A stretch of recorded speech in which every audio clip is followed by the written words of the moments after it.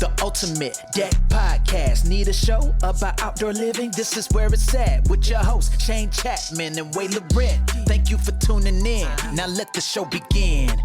Yeah. The ultimate deck podcast. Let's go. Welcome to the Ultimate Deck Podcast, everybody. It's Wade and Shane, and we're here again to talk about outdoor living and backyards. Looks like that coffee drink's working. Yeah, it's kicked in. You know what's funny about that? Have you ever watched, you've watched Shane Gillis, I know you have. We're going to him in like 2 weeks, hey? Man, I Is got that pretty... set in for you? No, because I'm going to Churchill before then. Oh, right. When's that happening? Next week? So Shane Gillis has this one skit where he's like, talks about how like white people haven't been cool for a long time, but he's like you knew the event, the time in history is recorded when white people were the last time we were cool. And he's like, it was in like the like the 30s. It was like the last time white people were cool is when we talked like yeah. He's like that's what the last time that white people were cool. He's like, and you could hear the moment in history when that got knocked out of us, and that was when Jackie Robinson stepped up to the plate and hit that home run or something. And he's like, the announcers, he's like, you can go back and listen to it. You can listen to this actual recording. He's like, the players are like, and we all had cool names. He's like, Curly here. We're down here at Fenway Park. Huh? And he's like, here comes Jackie Robinson, the young fella out of whatever. Right? And all of a sudden he's like, up to the plate, steps up. Oh boy. That's gone. That kid can play ball. He's like, all of a sudden the accent was gone. Everything was gone. He's like, we haven't been cool since. Pretty fun little skit. The crack of the bat is the sound, and that's when it changed right there. Yeah. Whoa. This kid's pretty good. Anyway, Shane Gillies. Is it Gillies or Gillis? I always say Gillis. I say Gillis. There's some people say Gillies. That's silly. Silly Gillies. So he's in Edmonton. So we're going to the Great Outdoor Comedy Festival, which travels. I think it's actually in like maybe it's Spokane or somewhere in the Washington. Then it goes up to like Vancouver, Edmonton, Calgary, Winnipeg, all across Canada, and then back into the States, I think. We're going in Edmonton, and it's a 3-day comedy festival outdoors. And night one is Shane Gillis, which is awesome. He's super funny. He's so funny. I've watched so much of his stuff right now. And with him, not with him, but like the same night is Andrew Schultz, also very funny. God, that guy's good.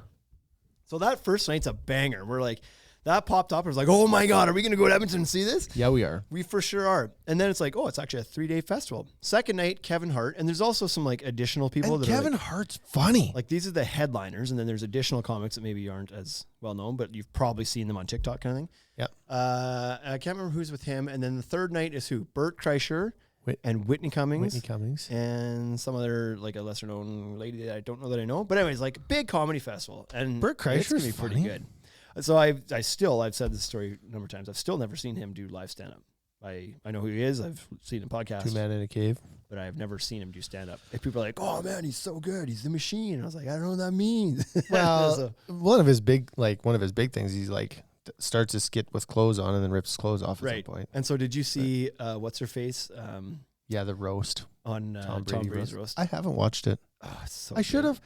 She makes fun of him. She's like, oh, I really love your joke. You know, you take your shirt off, and then it's like, yeah, it's cool. And just like roast somebody. So I feel like, you know, when you have like a window to participate in something. So the Tom Brady roast came out and it was like the talk. Everybody too much about it now. Yeah, everybody's talking about it. And so I didn't get to it in that first week and a half. Yeah. And then now you've heard the whole thing. Well, like I probably wouldn't be surprised by anything. So now it's I don't still watch absolutely worth watching. Nikki Glazer, that's her name. She's so funny. I wish she was at that comedy festival too. Her and Nate Bargatze. I wish he was there too. And he will be in the Winnipeg one 2 weeks later. He might have to go. He might have to make a rip to Winnipeg. I might have to. It's only 5.5 hours. Yeah, get in the truck. Go. Too crazy. Yeah, it's easy. Like you just go for one night. Just drive out there during the day, taking the show that night, and then drive home the next day. It's not like it's that big of a deal. Yep. So maybe. But anyway, stand-up comedy is really great. I like it, and so it's good. Are you talked about going to? You were on a panel or something the other night, a couple days ago. What was that? Tell me about it. Yeah. So Kate Waugh. Oh yeah. Who nobody on here will know, but you know Kate Waugh. Sure do. Well, sure do. So she works at the Saskatchewan Startup Institute. is what she's doing now. Like she doesn't do fat plant farm anymore. She's like just gone back into the world of working for people or for organizations. And so and that company, that organization is 100% publicly funded, but it like holds events and offers services and stuff to like entrepreneurs, to people starting up small businesses. Okay. So they do this thing called the Ignite or something, SK Startup Institutes Ignite your business or something. I don't know, but they I don't know what the qualifying round is, but they talk to like businesses that are like in like early stage, like either just idea about to launch or have launched and they've been running for within a year or two. Okay. And they bring in experts who are like for me, I didn't see my own bio, but people kept sitting down with me like, oh, so you're the experienced entrepreneur. I was like, it sounds like this must be published somewhere. That was my thing. But they also had people there from like, this person over here was from like RBC or something. So maybe somebody could help with like figuring out loans, maybe, I don't know. Sure. And like the girls Banking. from Bark Design Agency were there and like, so different experts. And it's like speed dating. So let's say there was 20 tables, 20 experts, might not have been quite that many, but, and then there's same number of startups and they have 7 or 8 minutes to sit down, pitch you their idea, get your feedback, get your whatever, ask questions, find out your experience. And then it's like, okay, move. And everybody gets up. It's like, whoop, whoop, over. The new person sits down and they're like, here's my idea. And then, was there anybody that sat down at your table? You don't have to say anything. You don't have to name the company, but somebody that sat down, told you their idea and you're like, nope. oh yeah. Yeah. There was just some that I was just like, Did you tell them? No, because in 5 minutes, I don't know I'm at not all. necessarily all like right on that too. Like that's a pretty quick time to be like, Yeah, but if they were going to work or won't work. they're going to start up a turtle breeding factory. It's like, well, I don't know about that. Yeah, but like, here's the thing. Maybe there's a huge, like, I don't know. That's a great example because somebody somewhere is making shitloads of money selling turtles. I promise you. So like maybe but there was for sure like a guy sat down and like his business was, he wanted to start up a vehicle storage and vehicle transportation thing. And I was like, okay. I had so many questions. It was like, are you building a building to store cars in, or is this just like storing RVs or what? He's like, no, building a building. I was like, okay. And so in my head, it's like, it's not like, can't you store them in any storage facility? Like that exists already, doesn't it? And then he's like, and we're also going to transport vehicles. So like when dealerships sell them, they have to move them somewhere or whatever. I was like, okay. And so that's already like, doesn't that happening. exist? Isn't Yeah, that just like a hot shot service? Well, just like you could just call anybody and have that done, or like Key West is one. So there was just like, I was just like, I don't understand your angle. I don't understand what problem you're solving here and what pain you're solving. He's like, yeah, well, I've talked to some dealerships already. And then like one dealership called me like a week later, was like, we want to use your service. And I was like, oh, okay, well, sure. You know what? I don't know what you don't always have to reinvent the wheel. Maybe you just have to do it better than other people are. Right, exactly. Like you bought a new truck and it was all smashed. And that's, yeah, exactly. So we guarantee to not smash your trucks. Yeah. So that's why I wouldn't say like, I wouldn't tell them like, this is a terrible idea. Stop after 5 minutes. Cause I don't understand the industries enough. Like to me, it's like, obviously dealerships have a way to move vehicles around when they sell them. Yeah. And so, but that's as much as I know. I don't know their pain points. Maybe they do. Yeah. But maybe the problem is that there's no reliability. When they call, it's like it takes them 2 weeks to line somebody up to take them. And what they really need is somebody to be able to, like, maybe there's an opportunity. Before those guys we were all opened, like contractors maybe, and then they now drive trucks. Yeah, maybe. That sounds very familiar. But before we opened, if you were like, well, we're going to start a store that like sells decking and stuff. It's like, oh, like, don't lumberyards sell decking? Yep. Don't box stores sell decking? Mm-hmm. So then, what, you know what I mean? Like, yeah. You don't know the angle. It just maybe doesn't make sense in the service. Yeah, maybe. And like here we are 7 years later, like millionaires retiring at the young age of 28, both of us. So like found a niche. But there was some, you're on drugs. There was You're some on drugs. There was some for sure. That's There was what's a guy that happened. was basically going heads up with Ticketmaster, and I was like, oh boy. That's a tough one. But even if you could be second place in that market, I feel like 1 through 9 is like pretty filled. I feel like that's a pretty saturated market that will take. And StubHub, and so locked down. You're not clawing away these big organizations away from Ticketmaster. They are embedded and locked in, like in so many ways. It's just like it's good luck. So, anyways, certainly some ideas, and then there were other ones too where it was like, "That's a great idea. Like that's totally. I want to be involved." Yeah. So it was super fun. I had a lot of fun at it. Is anybody opening an archery shop in Regina? Nobody was opening an archery shop. Not of those 20 that you know about. Not those 20. Okay. No. Okay, good. Still on the table then. Yep. There you go. Is there no archery shop in town? You just There basically is. have to go to like. There's what? one. It's out by White City. It's halfway out. And it's like, when we started Lumberyard and we talked about like, I want to make sure that the place is like tidy and I want it to be like a clean and bright shopping experience. There's like lots of windows and, and we like talked about that. So I feel like the archery shop in Regina is like dirty and grungy and the shelving is old and it's all overstocked and the stuff's got a ton of dust on it. And Gotcha. Back to the previous podcast, I like to walk into a place that's clean. I don't like to clean. So but you find yourself at Cabela's and then you feel guilty about it and you're like, I want to support local, but. So that's exactly what happens. Like I buy tips and broadheads and stuff from box stores. Or if I'm in Saskatoon, I go to their shop. They have a shop there that's fantastic. It's like really bright. It's like laid out well. The staff customer service is amazing. The guy, like they're super knowledgeable, right? Yeah. And when you order something, there was a site that I wanted to order from my bow last year and I looked it up and I called the guys in Regina and they're like, yeah, we could. And then you phone the guys in Saskatoon and they're like, oh man, that's so cool.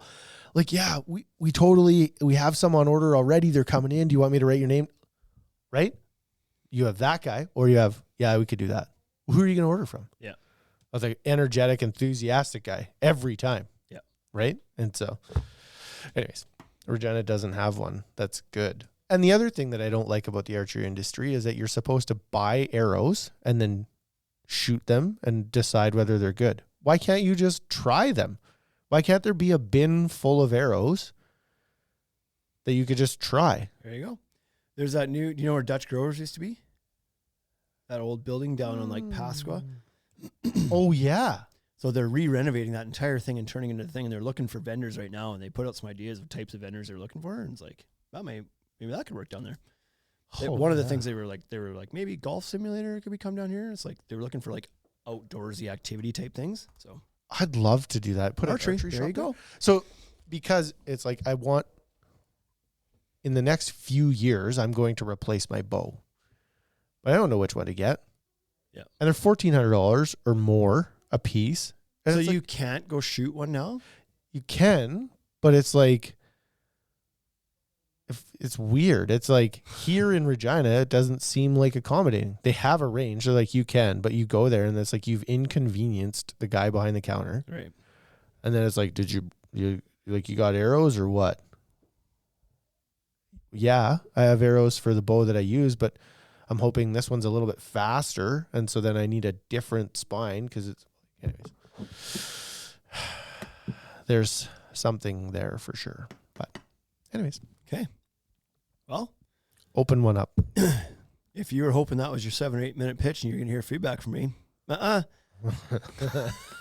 was the other night you missed your shot. Oh.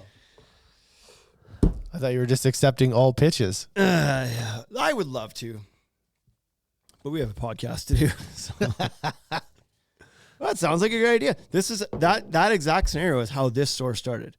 That it's same attitude. I know. It's just not from Lumberyards is what made us think like, boy, couldn't you just do it better? Couldn't we just like actually help people?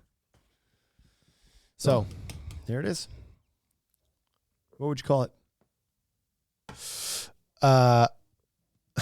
Based on what we've learned about Google Analytics for this store, I would call it Regina Archery Shop. 100%.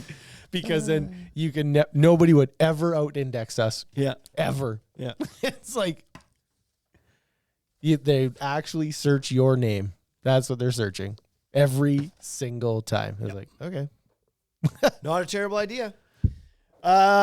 This episode brought to you by all the shitty deck stain you've ever used in your life. Oh yeah. Who hasn't done this? This is a good segue from bad experience to bad experience. But we realized as we were trying to think of topics for today's episodes, like this is getting tough. We're 200, I don't even know what it is anymore. 280 episodes. Why don't you just say 7,000? Nobody even counts. Yeah. Nobody's We're looking. 5,800 episodes in. And it's hard to keep coming up with things we haven't talked about. So send your ideas. But sometimes it's okay for us to re-talk about things we did 4 years ago because nobody goes back and listens to it anyway. And if every once in a while I remember that, and it's like, we should just go back into our archives and find good topics and redo them. But this is one that I don't know that we've ever actually really done an episode on, and it's strange because it's a fairly decent size of our business. And we have definitely mentioned it in passing as part of other episodes. But it's always part of other episodes. we are very passionate about how we feel about our deck stains. And so it's funny that we haven't actually dedicated an episode to it yet. But Passionate. when we opened this store, we're like, we should carry stains for decks. It wasn't something you and I were super familiar with, to be honest. Like, we built decks. We didn't do a lot of staining of decks. Yeah, and this, like, I had used stain quite a bit in the trim work industry, handrails and cabinets and stuff. That's a whole new ball game, boy. And so I don't remember how we got on with the first one we ever carried, but the first brand of stain we ever carried was Sanson, back in the old McCara Street days. And I believe that probably we got into that because of Pressure Plus. Correct. So there was a water-based deck stain called Pressure Plus that at that time had picked up a bit of steam. We actually ended up with that because of the end cut treatment, and then they did the end cut treatment. You were like, I want this stuff that doesn't smell bad. I thought we ended up with that as a result, or whatever. Okay, sure. Because I know we initially did have like Armor All stuff. We had Armor All. We bought Armor All brand, and it was just like smelled like we pure bought hell. 6 cans of that or 8 cans of that or something. As most of that stuff does. It's brutal. All that end cut treatment, copper green, all that stuff, It's like straight. stinks. That's cancer in a can. You can actually, when you open it up, like it says right on there, cancer. Yeah. It's just Inside. like on the bottom of the lid, like Yeah. the old pep when you used to get the bottom of the pop cap or soda caps. Yeah. This one just like, you have cancer. It wasn't like warning you could get it. It's like, no, you pop this lid, you have it now. Now you have it. It's only a matter of time before it becomes active. But anyway, I remember using that stuff, and like, didn't matter how careful you were about getting it on your person or how much you scrubbed your hands afterwards with soap. It just like, you still stunk. And I come home and my wife would just be like, you smell like hell. Like, you smell awful. I was like, I don't know what you want me to do. I showered. I like scrubbed my hands. I wore gloves today using the shit. Like, it's just like, it found a way to like penetrate your pores. So anyways, side note, we found the Protect-A-Cut product from Sanson early on. Super good. And I was like, this stuff is awesome. It doesn't stink at all. It has like a mild, like almost Play-Doh-y smell to it. Yeah. Which doesn't stay on you. You have to stick your nose right in the can and smell it, but it works. It's effective, and it doesn't stink. It's awesome. We still sell that stuff to this day because it's so good. They had Sanson. But at that time Same too, I company remember was like making it. Lowe's was carrying Pressure Plus, whatever, and we were getting people asking for it. I think because anyway, we sought out Pressure Plus, we stocked it, and then Lowe's stopped carrying it. I think at the time, which was great for us. But anyways, we also We carried, must have intimidated them. right? They must have been like, pushed them out of town. Shit. These guys have it now. Yep. I mean, never mind. But at that time, so we were like, both those products are made by Sanson, and they also carried deck stains and a whole bunch of other stuff. So we carried a bit of their stuff, like Ecotech or Deck Tech. I can't remember what they were even called, but stains for a while, and they were fine. I don't know that we knew much about them, but they were well reviewed and they were good, and so we sold them for a bit. Anyways, then at some point we brought on Mesmers because Correct. we had done some research and had a lot of local feedback from people being like, I really like Mesmers. Mesmers is a great stain. Yeah. So we brought on Mesmers, and it is a great stain. It's a penetrating oil-based stain. It's really good. But along that same time, we're like, what else is out there? And I think maybe at that time, maybe the reason we went Mesmers, we were maybe familiar with Q-Tech Extreme, but we couldn't get it. Yeah. I remember that we had looked to bring that one in because it was essentially rated number 1. There was a ton of feedback. Well reviewed, right? Yeah, there had been some tests out there that rated it as number 1. We're like, we need to get this stuff. Reached out, couldn't get it because it was all tied up through some contractual arrangement with some dealer in a different market that was only selling there. It didn't even make sense, but it was like, well, we can't until that's expired. Okay. So the day that like as soon as that expired, we're like, let's bring it in. Turns out the stuff is awesome. Sell it to this day. But what we've learned along the way is all stains other than this one. 98% of deck and fence stains or any exterior stains that are out in the market, and they're trash. That's not true. They're either trash or they're fine products for some places, but definitely not for places that have the seasonal temperature fluctuations that we have. Yeah, and there's a lot to this as far as like setting expectations for people as well, right? And so every single person that sells stain is like, this stain's good. Nobody sells a stain and is like, I know this is going to be the worst experience of your life, and therefore I'm going to charge you for it. You're going to take this stuff and you're going to leave and you're going to have an awful experience, and then you're going to come back and we'll do this all again in a couple of years. Nobody tells them that. Right. They're just like, oh yeah, this product that has sand in it that you pour on and then you shovel it around and rub it and with a brush, it's like, that's great. You're going to love it. Yeah. Nobody, yeah. So the problem with it is, so I guess to back up a little bit, the term deck stain is not, stain just means you're tinting the color of something, just changing the color. Deck stains as a category can be made up of a variety of different things. You can have your penetrating oil-based stains, you have your water-based stains. We have them all listed. Well, we printed this off here too, but I don't know if this is like, I wasn't going to go one by one, but there's different types of stains. There's paints. You can paint your deck. If you live in Arizona, go ahead and knock your socks off, paint your deck. Probably works, you know? Yeah. It'll And there's like the peel. wax-based stuff like Thompson's, and there's just different types. There's different ways to make wood treatment products. Yep. The problem is that anything that just goes on as a film coat, that just goes on top of the wood and then hardens, and then it eventually just wears off. And It's a shell. It's a cap. typically doesn't take very long. 1 to 2 years. You're lucky. So people used to come in all the time looking for that bare deck over. It used to be called. I think they call it something different now. Probably because it got sewered so bad that people weren't asking for it anymore, or they were avoiding it. But yeah, super thick with an sandy aggregate in it. And it was like, oh, if your deck is like trashed And slippery. and starting to rot, just paint this on, Yeah. and you'll just encase that whole thing in this red paint with sand in it. 3/4 Your inch. deck will be thick, brand new. 3/4 inch thick layer of paint. And then you went and read the reviews on it, even from the box store's own website, and it was like, rated 1.4 stars out of 5. And it's like, what's going on here? It's like, didn't last 3 months for it to start peeling off. Awful. Didn't last 6 months for it to start peeling off. And then the stuff that didn't peel off, couldn't get it off. We're like, sandblasted, it wouldn't come off. So anyways, that stuff was freaking terrible. But the thing about the whole category is there's such an emotional pain point with it, because when you have a product like that that's bad, it costs you so much time, money, frustration, and effort to deal with it. Just like scraping it off and you get blisters on your hands. And Right. And so people are very susceptible to falling for a big promise because they're just like, get me a solution. So That's if there's what they something, want, right, right? they want to believe what they're being told. So if there's a solution out there that's just like got big marketing dollars behind it, that's like, well, this is going to be the answer. You won't have to worry about this ever. They fall for it because they're like, oh, finally, just something. But the big dollars are being spent on brands that, like, they're not great products, or they're not good for all environments. And, you know, Thompson's Water Seal is one of the most popular ones you hear out there. And it works really well initially.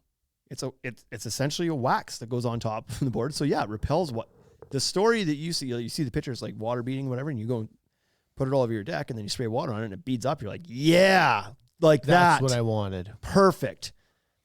It wears off right away. Like it starts to wear within months, and it's like all of a sudden you got traffic patterns that. Anyway, the moral of this story is we wholeheartedly believe that if you have a freeze thaw climate, that you shouldn't use anything but a penetrating oil.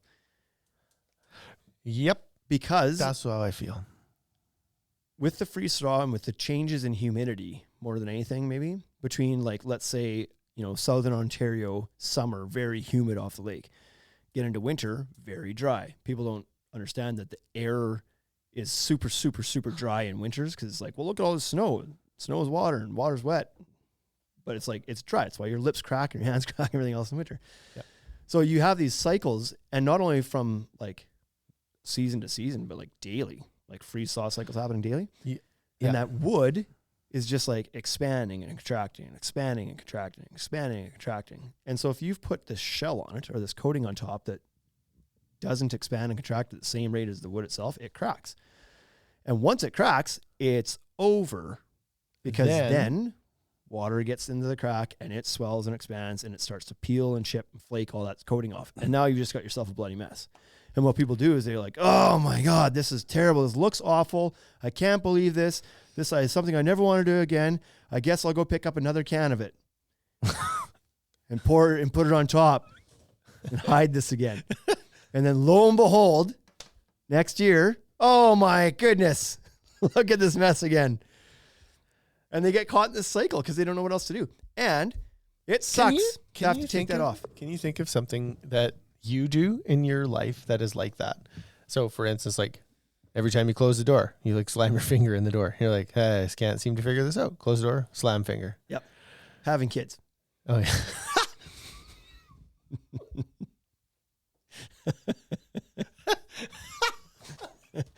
So like had one. I was like, sex. God damn, that's frustrating. Had sex so good. Should Kid. do that Oh, 3 that's more a lot of- times.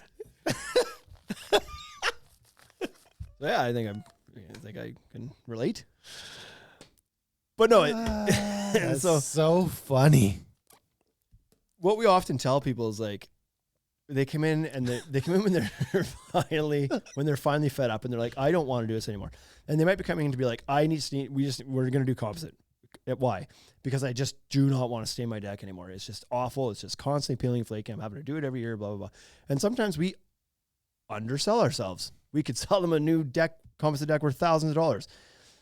Or we could do it in the customer's best interests and at least give them the education they need to be like, maybe you just have a bad product, and by removing that and putting on a Q-Tech Extreme or similar, then maybe you wouldn't hate the world as much. And maybe this only has to cost you $300-400, not $3,000-4,000. I just like, as you explain that, you're like, they come in and they are so frustrated, and it's like instinctual in my head. I'm like, they don't need a new deck. They need a new stain. That's what happened. And then that's where you went with that story. Yeah. The long play on that is that, like, you've built trust, they'll come back, and then you sell them the composite deck in 6 or 7 years because it's like this wood is going to wreck. And sometimes it doesn't matter. Maybe it's like, but I get it. Yes, that stain sounds lovely, way better, but I just don't want any. We're ready for composite. And sure. And it's like, okay, good. Sounds good. Get the chainsaws and the trucks and the garbage bins and let's go. Yeah. But so we still sell 3 products primarily. Pressure Plus, we still sell the water-based stain. Yeah.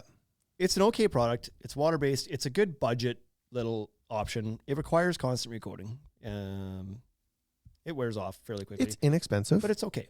Yeah. It's what like when you get pressure treated lumber and it has a tint on it. Yeah. That's kind of what's on it. Yeah. Right. If you're just looking for kind of a basic treatment for pressure treated lumber, that's a good option. Right. Really easy to recoat, not a lot of sanding and staining and all this stuff. It's like, but it fades fast and it's just, but it's not labor intensive to work with. Yeah. This is key. This is as you walk through these products, what the listeners will hear is that that's what we're after. We're trying to like break down that pain point of product. And so like Pressure Plus, quick reapplication. And I don't know that it does anything to stabilize the wood fibers itself. It's a stain. Like, it helps you maintain the color of the deck board. Of course, it's going to protect them a little bit. But it's kind of using water as the transport agent to get the stain, the dyes into the wood. Yeah. But it's not repelling water after that. Correct. Then you've got what we still sell as Mesmers, which is still a really good stain. Yep. It's just that it does dry on the surface a bit. It is a penetrating stain. Some of it will get into the fibers of the wood a certain depth, but then it starts to dry and tack up. And so a few reasons why it isn't great. Does it work well? Does it repel water and help protect the wood? Yeah, it does quite a good job of that. It's a very well-known, good brand of stain. It's oil. It's oil. So there's different colors you can use. There's hardwood. They have a whole wide variety. We carry the UV Plus line, but they've got a wide variety of other oils for log cabins and timbers. But because it dries and starts to dry within about 30 minutes, that if it doesn't get all the way into the wood and it does dry and leaves a bit of a film that can wear off over time. I haven't seen it peel and flake, but it'll wear off the surface because it's done that. Yeah. The other part of it is like the the application of it is a little bit trickier because you can't do it outside if it's super hot out, so it'll start drying up too quickly. Too fast. You can get lap marks if you're not careful, especially on a hot day. It's like you stain your deck, you go in to grab a beer, and you come back out, and the section you stopped at started to dry a little bit, and then you go continue, but where you lap over top, it's darker. Yep. So it's a little bit trickier that way. Once it dries, it's kind of like done its thing. It's created its shell to protect the wood, but it's like dried and no longer like actively going to like. Yep. What am I trying to say? This will make more sense after you explain Q-Tech. Right. Sure.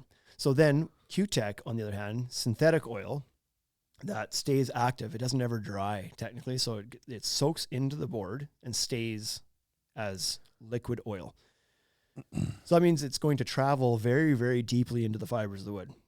And I've even heard them say that it, what do they say? Mechanically bonds itself to the cell structure of the wood. That sounds super technical. Right?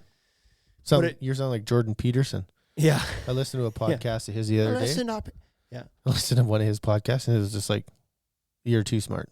Yeah. All the words you used are like not appropriate. You're talking to the rest of the world. Big words, yeah. Yeah, and they're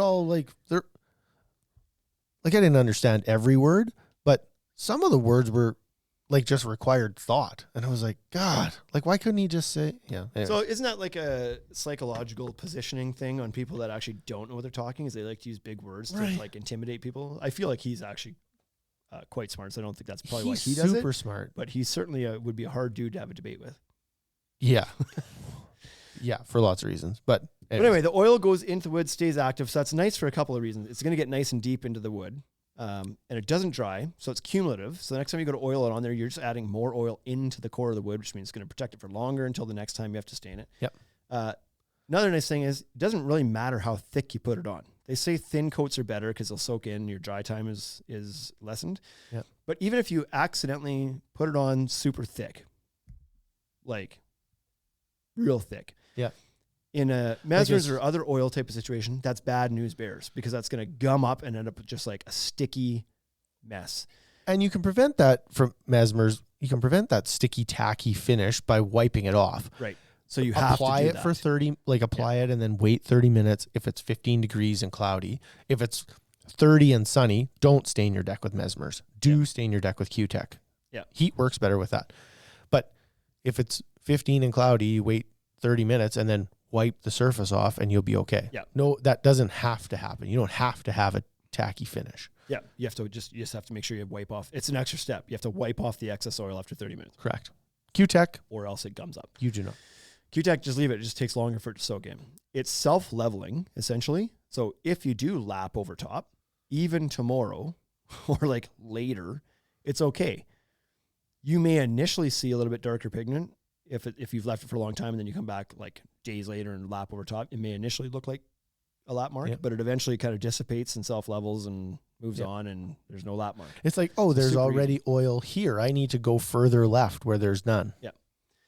And then the other nice thing about that, because it stays active and liquid and doesn't dry, you can wet stack the boards, which is one of the most underrated things about Q-Tech possible. Because if you're building a new project, fence or deck, whatever, there's always two trains of thought. It's like, well, I'm going to install the backboards and I'm just going to oil the tops. And it's like, okay, but it's always better to oil it all four sides before you install things.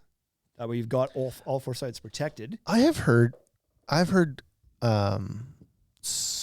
like conflict on that, or somebody challenged me on that one time. Well, it was the internet. It was Joe, old man Joe. He wasn't disagreeing. He just didn't know what words to use with you. Can you imagine him and Jordan Peterson having a conversation? He didn't think that you should oil the backside of the wood because he thought you should allow somewhere for the moisture to escape. So you hear that argument all the time. Man, like when we lap houses, when we work on like trying to control water and you're like doing your overlaps on stuff, I absolutely consider where water can get out. So that makes sense to me. Yeah. So, but if it can't ever get in, water can, but it's not like it's like the oil is staying active and repels water. So if the oil is doing its job of repelling water, then the water can't get in the first place. But it's also not like it's not a Tupperware lid. It doesn't dry to create like a inelastic, unbreathable seal. Yeah. So I think oiling all sides is a good idea. But regardless, if you're not going to do it, if you are going to oil all 4 sides before you're done, if you're using like a Mesmer's or a different product that does dry, you've got to oil the board, set it aside by itself, then oil the next one, and then like they can't touch each other.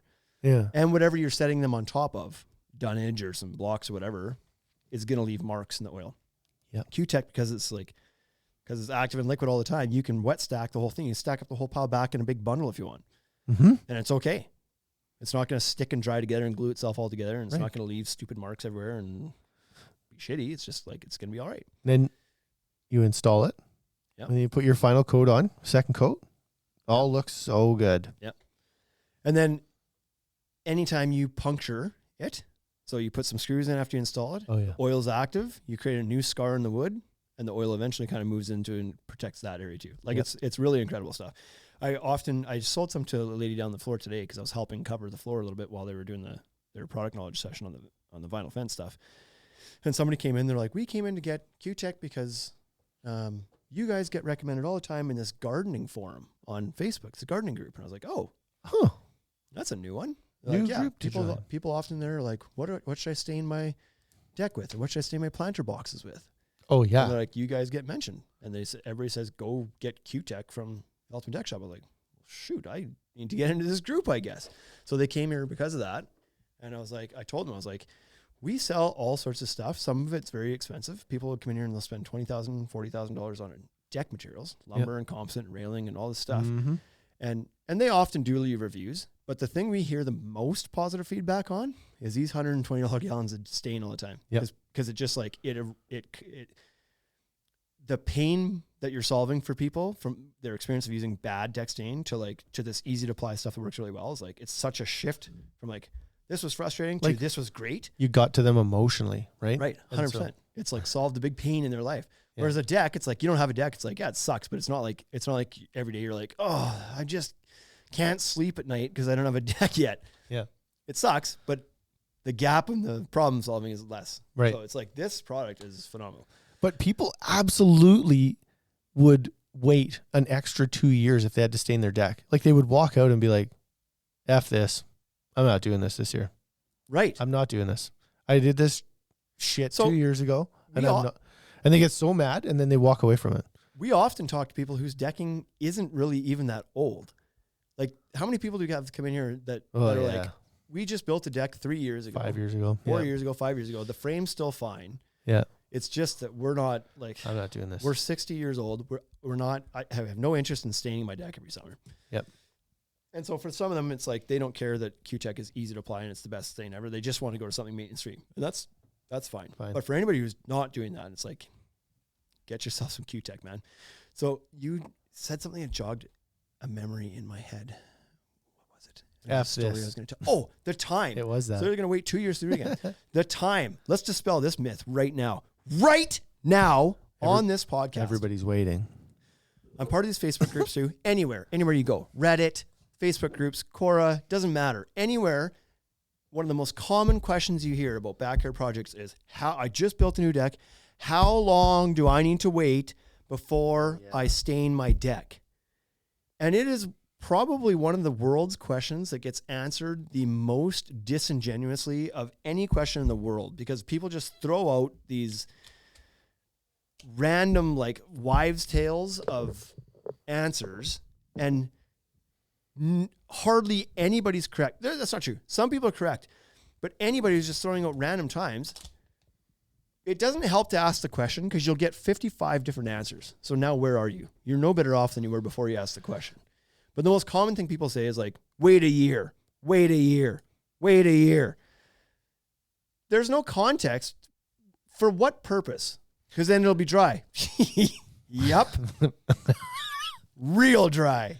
Depends where you live. Right. So if you're in the Congo, sure, and you build a deck, the amount of time you need to wait until you oil that wood is different than if you live in South Texas. Mm-hmm.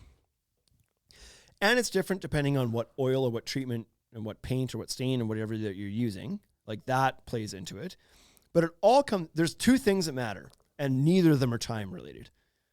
moisture content of the wood and the desirable moisture content required by the installation instruction of the paint or the stain that you're using. That's all that matters. If your stain, a la Q-Tech, says install once moisture content of wood is below 17%, then the answer is when your wood is below 17%, you can stain it with Q-Tech. Yep. Okay, well, I'm using this, whatever, Sickens paint, and it says it has to be below 4%. Okay, then wait till it's below 4%. Well, how long is that? It's not time. When it's 4%. It's not time. It's because, so I make a joke about Congo and Texas, but in Canada, BC, Victoria Island versus Saskatchewan. Yeah. Swift Current, Saskatchewan. Yep. Right? The middle of, right beside the sand dunes. We have a desert there. Right. And so it's like, those are two different, we're in the same country, and the application time is significantly different. Right. And what was the moisture content of the wood when it left the lumberyard? Sometimes it's 50 and sometimes it's 20. Sometimes it's 15 and it's ready to stain. It's ready to go right away. You could stain it on the way home on the trailer. One person stays in the back on the trailer and oils the decking while With you're driving proper home. safety tie downs, Oh yeah, you tie can off. do this. Don't be dumb. Tie off. Make sure that your rope is so short you can't get to the road, Right. because otherwise you'll just You drag fall on the off road. edge, you're bouncing against the side of the tires that are spinning. But that's, unfortunately, that's the only real answer. And the only way you're going to know that for sure is to buy a moisture meter. You can buy one on Amazon for like $20. If you really care about doing You don't need to do that though. You don't need to buy that, right? Well, you don't have to. You like the whatever you want to call it. The farmer's test is to throw some water on the deck. And Right. If it soaks in, then it's Then probably it's dry ready to enough stain. to take some oil. That's it. And that's good enough. That's all people really need to know. Yeah. It's like, when is it ready to stain?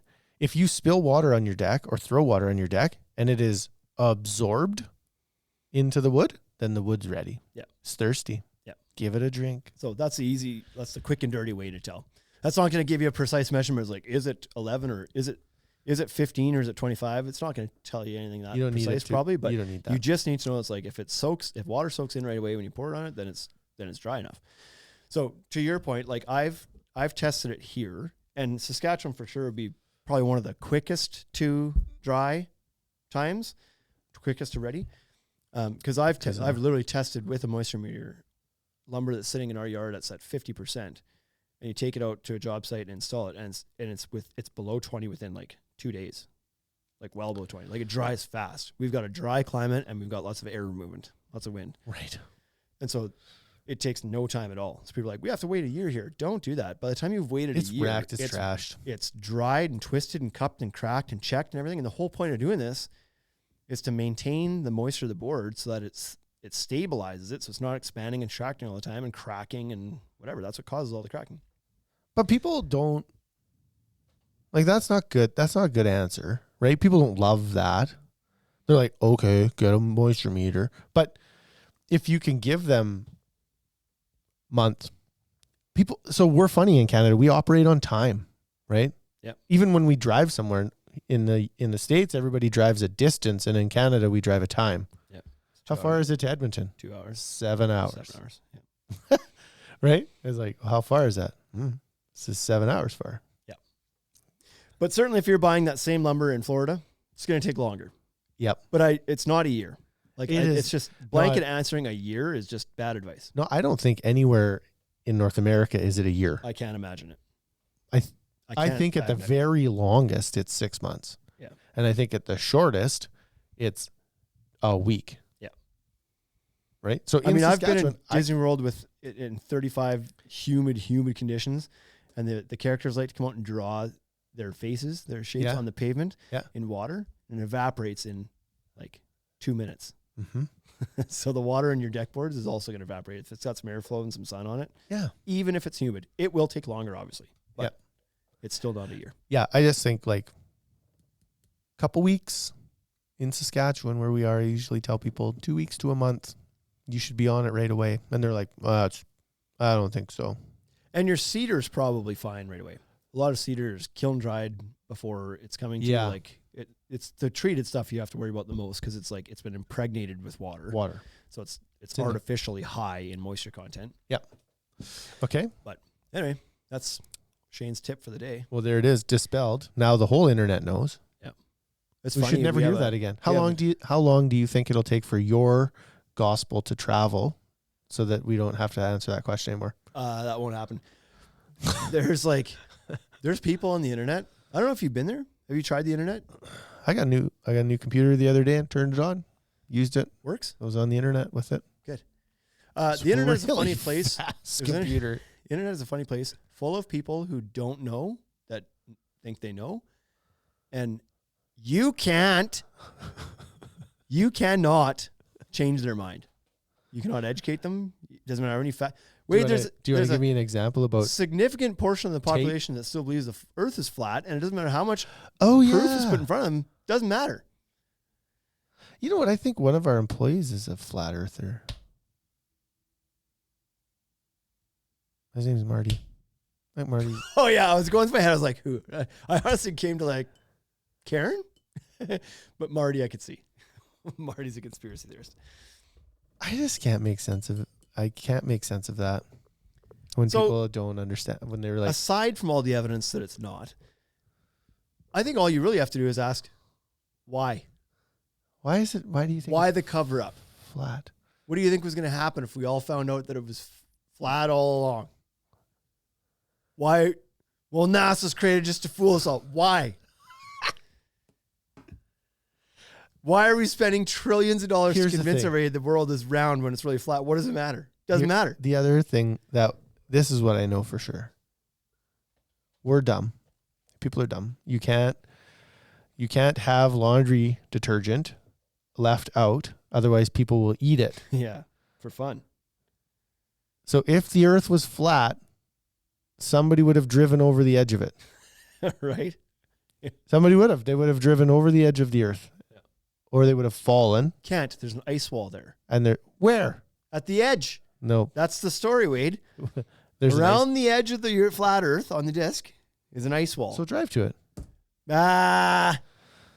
Can't be doing that. They'll get you. Take your boat to all those organizations they've set up to hide the fact that this is flat will shoot you if you try to go to the edge of. Anyway, but why I went with this is like there's some comments. We're running like a Q-Tech ad.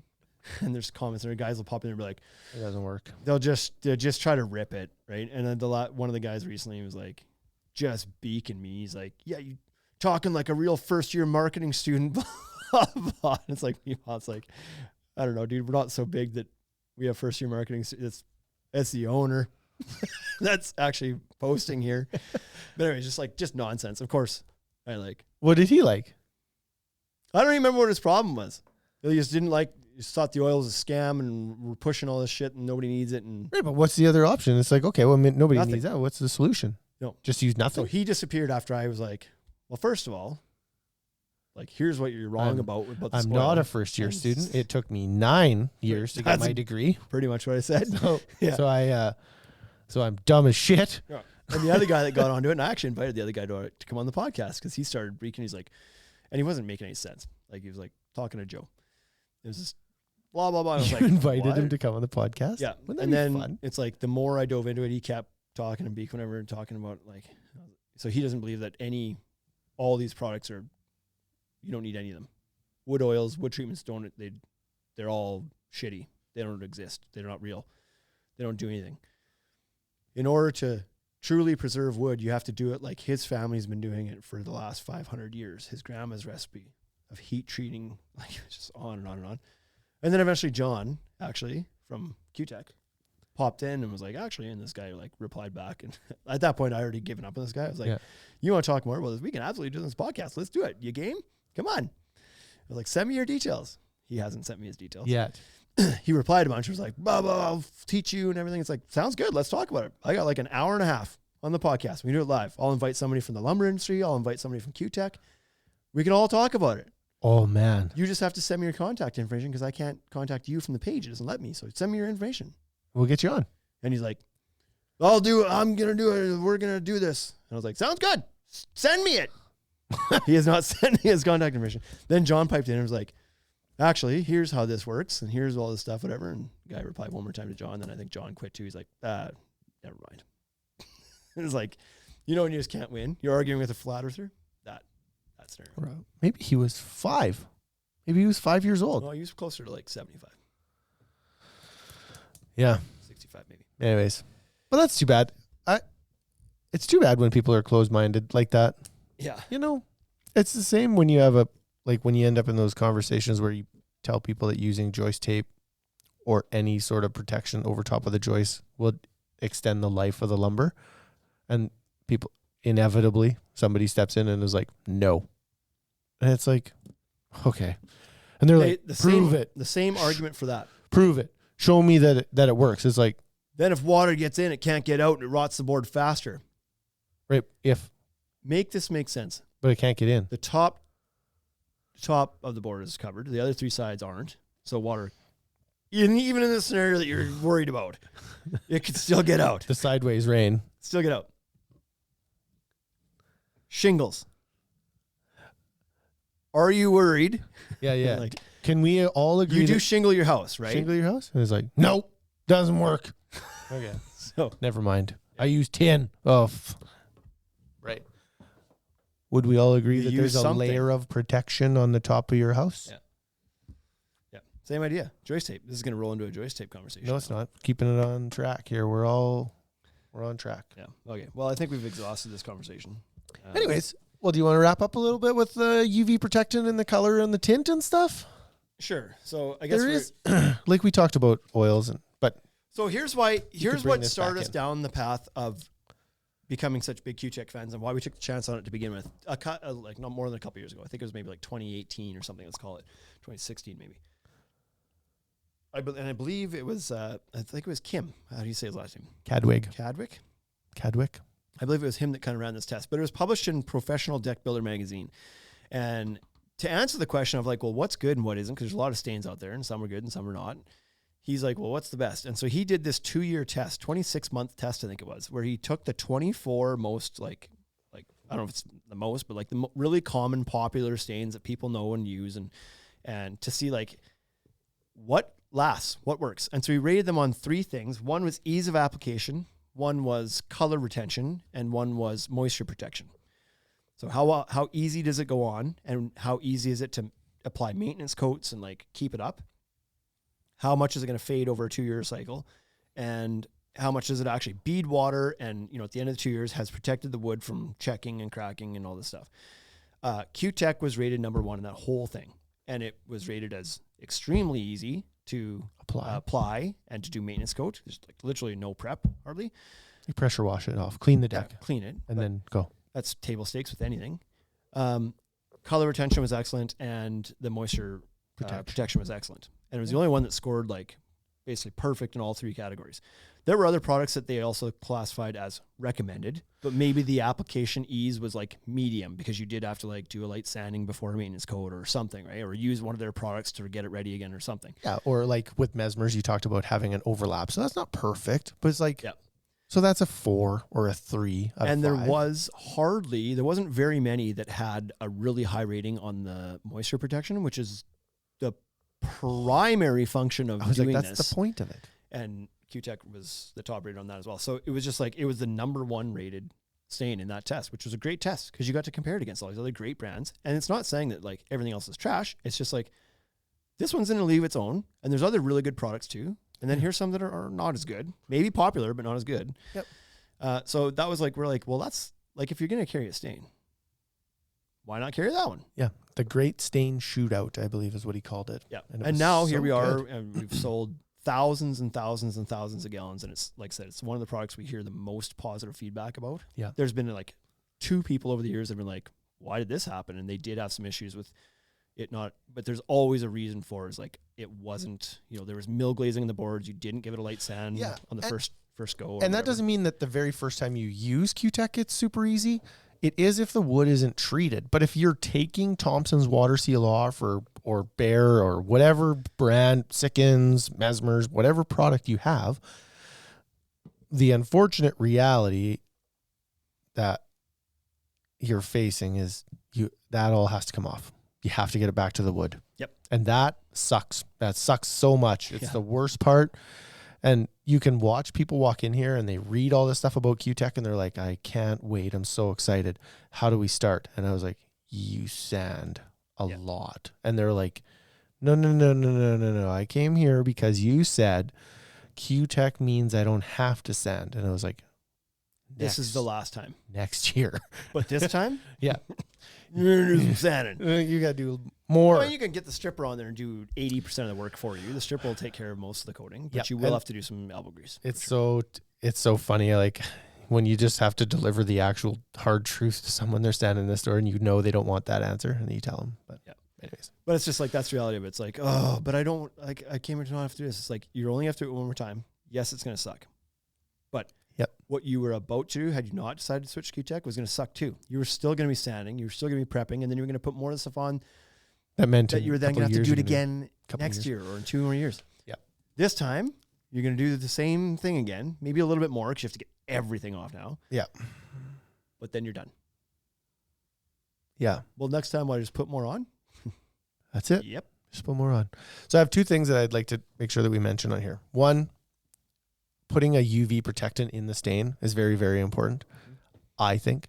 And the way it works with some of the other brands is that it's already pre-mixed. And so you buy a gallon of stain and it already has tint in it. And inside that tint is the UV protectant. That's what helps maintain that color. Yep. Mesmers is like that. The Mesmers carry, it's like you buy the color pre-tinted for ready to roll. Yep. Says right on there, walnut. Yep. Stir it up, off you go. That doesn't mean that it protects it forever. It's just, it helps fight off UV. UV wins always. You know that. You put sunscreen on and then you go outside and then eventually the sunscreen wears off and the sun wins and you've burnt your arms. Yep. How it goes. With Q-Tech, you have a small little quart. Not even squeeze quart. tube now. Oh yes. Well, some of them are, right? Anyway, so you like squeeze that tint into the main can, stir it up and apply. I have lots of people that come in and they're always like, I have cedar and I just want it to be natural color. And so they think that they can use Q-Tech in just a clear gallon, pull out the gallon and not actually put any tint in it. Yep. It's like, that will absolutely condition the wood. It will keep it healthy. It will keep it strong. It will keep the water out, but your wood's going to gray and it's going to it will look weathered. It will be healthy, but it will look weathered. Yeah. So the tint is really important to put in if you want to maintain that natural cedar look. And so there's always like this back and forth with a customer when they come in and they're like, I want natural. And it's like, you're going to use honeycomb. And they're like, no, I want just clear. And it's like, yes, but no. So I haven't tested this theory, but this exact thing, like the people I helped out today, this exact thing came up. No. And here's what I think the answer is. Honeycomb and whitewash cedar together, I think I have to test it. But if you, so I told them, they're like, we want to keep it as like close to natural as possible. Don't you want a pergola on your own deck? What? Don't you want a pergola on your deck? Weren't Sure. you saying earlier that you did this wrong, that you wanted a pergola? Is that what you were talking about? I don't know. Well, I would like to have one. I wasn't saying I'm going to put one on my Sounds deck. good. Build yourself one Yeah. and stain it like that. I told them, I was like, I think honestly, the one that ends up looking the closest to natural is the whitewash. It gives it a slight white, like very soft weathering look to it, but it keeps the orange and the white or the yellow, like the orangey colored that of wet cedar, which is what people are trying to avoid all the time. And they're like, I want it to look natural. I don't want it to look like it's oiled, because a lot of oils will like the Mesmer's natural, for example, or natural cedar, like it's really orangey, pops the orange out of it. Yeah, they're trying to avoid that. So I was like, well, here's your options. Like, I think the whitewash is like, if you're looking for truly natural, this is probably the closest you'll get. I was like, but if you're okay with it having like the wet cedar look, you still want the color to pop more, then the honeycomb is a great option. And I was like, and if you want to get really crazy, I think that probably mixing these two is like that happy medium where it's like it subdues the warm color of the honeycomb just enough without being too white either. So I was like, it's just theory. I haven't tested it, but I think that those two mixed together. So what do you think you're doing? You're like 1 gallon honeycomb, 1 gallon whitewash, then mix the 2 gallons together? Is that how you're doing that? No, they only need 1 gallon. I would put a full tint of whitewash and a full tint of honeycomb. At least do half and half, but at that point you have to buy them both. You might as well dump both in them and get UV. Yeah. But I just think it's like they'll offset each other a little bit. It won't be quite as white as whitewash, and it won't be quite as like warm as honeycomb. They didn't do the mix. They ended up just going straight honeycomb. Oh, you got to work on this. But I think I think that You're going to be on the floor next week a little bit, right? You helping out? And maybe it's a full honeycomb and just like a quarter of the white, just to like. Oh no, I wouldn't do that. Take the warmness out. I wouldn't do that. You have to make it repeatable because in some point you do have to. So let's do that. We're going to go down. There's pre-mixed tints downstairs. Let's take a honeycomb and a whitewash, mix the pre-mixed tints together. That'll do the same thing. Fine. And we'll see. It'll be amazing. Where are we going to put it on? I don't know. Just a piece Just of wood burn somewhere. one board. Just go get one deck board. Sure. Probably something in the boneyard. Test the theory. Okay. Test the theory. Fine. I think I'm on. You talk me into that. That's fine. You sell twice as many tints, man. You're so smart. Right? That's why you're in marketing. So for sure, not a first-year marketing guy. Yeah, I have a couple of years under my belt. If we were gonna do a full podcast on like oils and then like pump Q-Tex tires a bunch, which is not sponsored by any way, we're really huge fans of it, and it's like talk about it. And we sell it. Like if you listen to this and then went and bought Q-Tech, like I wouldn't be sad about it. You know, I'm not trying to convince you to do it, but if you do it, thank you. But if you do it on our website right now and in store, we'll honor it in store too. But online right now, if you purchase Q-Tech and a Deck Boss brush, you get 25% off the Deck Boss brush with a Q-Tech purchase. So the Boss brush is awesome. It's 7 inches wide.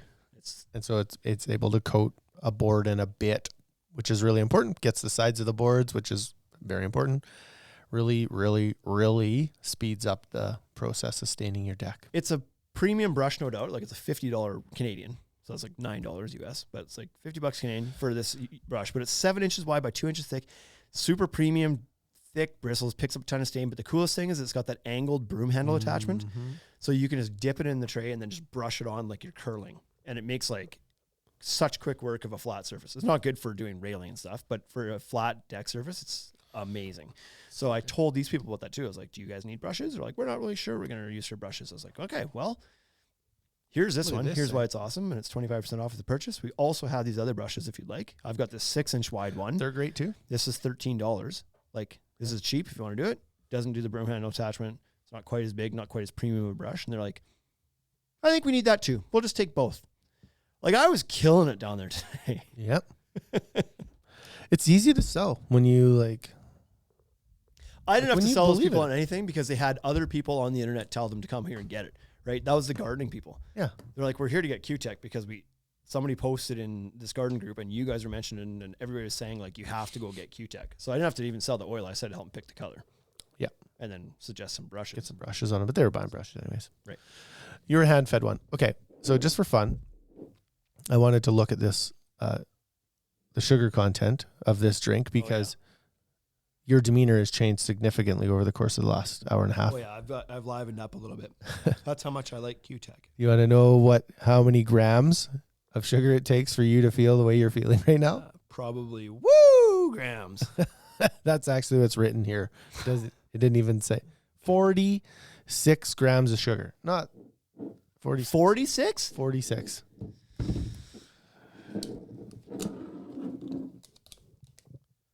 Like I've done more than that. That's quite a bit though. That's a lot. That's a lot. In a coffee drink, that's quite a bit of sugar. So, anyways. And then I'm drinking, but it's okay because my Coke I just drank is Coke Zero. It's got no sugar in it whatsoever. So, but my average isn't too you bad. Needed it to be minus 20 sugar. Yeah, fair enough. Yeah. And I don't like my coffee super sweet to begin with. That was a bit sweet. Anyways, that's really funny. It was fun to sit on the side of the table and watch that transformation from like flat, don't care, scatterbrain, don't want to do, meh. How do you feel? Meh. Yeah. How about 46 grams of sugar? And you're like, right. I could talk an hour about steak. About oil. Yeah, it's so good. Yeah. Okay. Well, that's it, everybody. Thanks for listening. And I guess till next week. Go Riders. Yeah. And Oilers. Go Oilers. Thank you for listening to the Ultimate Deck Podcast. Now you know what we're about. Check the site, come and shop. UltimateDeckShop.com. Hit us right away for sponsorships or tell us if you want to collaborate. Let's go. Check us out on any social networks. Thank you for listening.